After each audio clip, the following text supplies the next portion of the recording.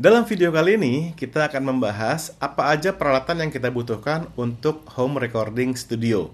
Seperti yang ada di belakang saya ini. Zaman sekarang, semuanya udah bisa kita lakuin sendiri secara independen ya, termasuk rekaman. Hasil rekamannya akan kita publish mungkin di SoundCloud, di YouTube, di Instagram, untuk membuat video klip, atau bahkan untuk dirilis sebagai single ataupun album yang resmi di iTunes dan Spotify dan segala macam.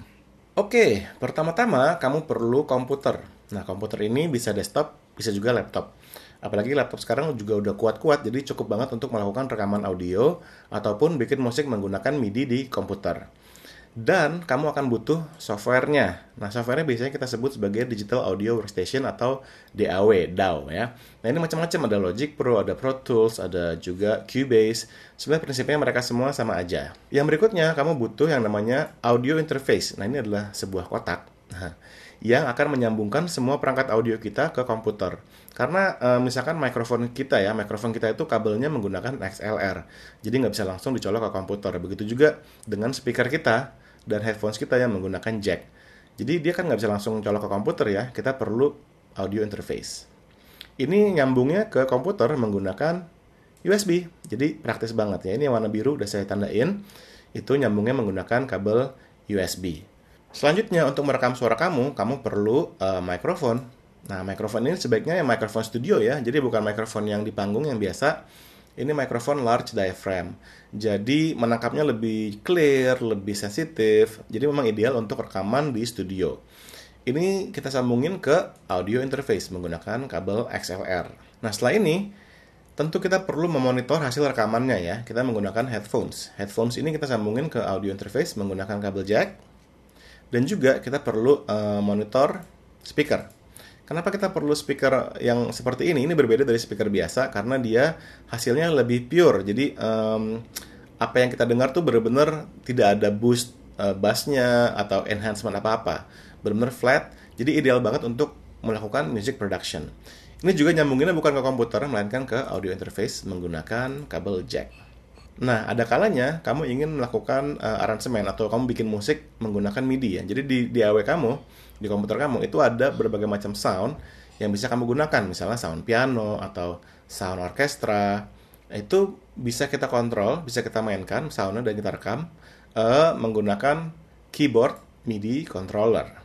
Nah, ini nyambungnya nggak perlu ke audio interface karena dia bukan perangkat audio, melainkan kita mengirim data atau data permainan musik ya ke komputer kita. Itu jadi kita langsung colokin ke komputer menggunakan USB. Aduh, praktis banget ya zaman sekarang ini. Dan terakhir, mungkin kamu ingin merekam gitar listrik gitu misalnya. Ini kan instrumen ini menggunakan jack, jadi nyolokinnya langsung ke audio interface. Nah, ini mikrofon yang saya pakai ya, contohnya ya. Ini ada pop filter. Pop filter itu untuk mencegah suara popping masuk ke dalam mikrofon. Karena mikrofon ini sangat sensitif ya. Jadi kalau misalnya ada suara huruf P, huruf B itu mencegah suara popping. Nah, kalau ini adalah contoh audio interface.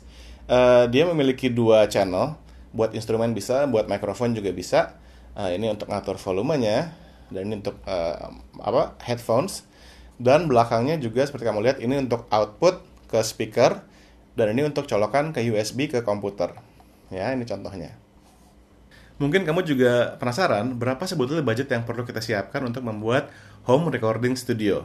Coba kita lihat di beberapa toko online dan kita coba hitung sendiri kira-kira seperti apa.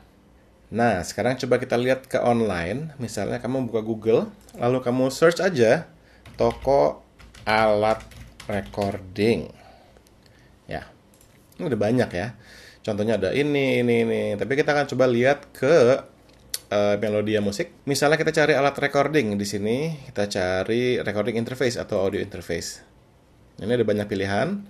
Kita mungkin perlu cek kita perlunya yang berapa channel. Apakah kita akan colok mikrofon plus gitar plus yang lain-lain atau cuman mikrofon doang ya. Kira-kira harganya sekitar segini. Nah, ini adalah audio interface yang saya gunakan di rumah.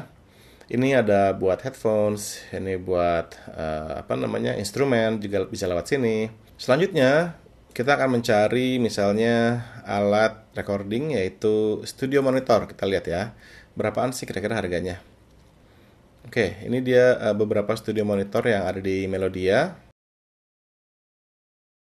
Oke, sekarang kita pindah toko, contohnya ke Audio Station. Ini juga ada beberapa alat-alat ya. Kita coba lihat ada apa aja.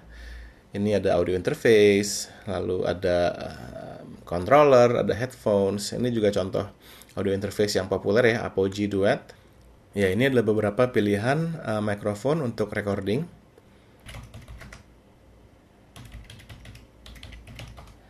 Oke, ini juga contoh bundling.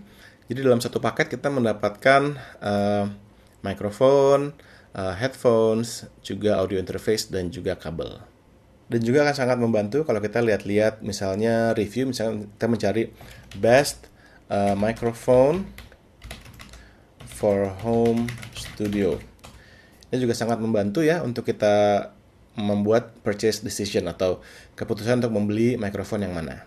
Sekarang kita lihat contoh digital audio workstation yang gratisan ya. Ini ada di Presonus. Kita lihat dia punya Studio One. Ini adalah DAW yang cukup populer juga. Dan dia ada yang versi gratis. Coba kita cek ya. Nah, ini Get Studio One Prime. Ini adalah software yang bisa kita gunakan seterusnya secara gratis tanpa subscription juga. Ada juga selain Studio One, Audacity. Ini juga free, open source.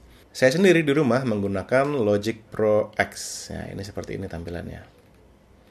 Ini harganya di App Store. Oh ya, by the way ini khusus Macintosh. Di App Store ini harganya sekitar 2,5 atau 3 juta. Yang juga sering saya gunakan adalah Steinberg Cubase. Ini juga ada di Mac, juga di Windows. Oke guys, sekian dulu video kali ini. Semoga informasinya bermanfaat buat kamu semua. Jangan lupa subscribe bagi yang belum. Juga follow Vokal Plus di Instagram dan di Twitter. Di Facebook juga ada.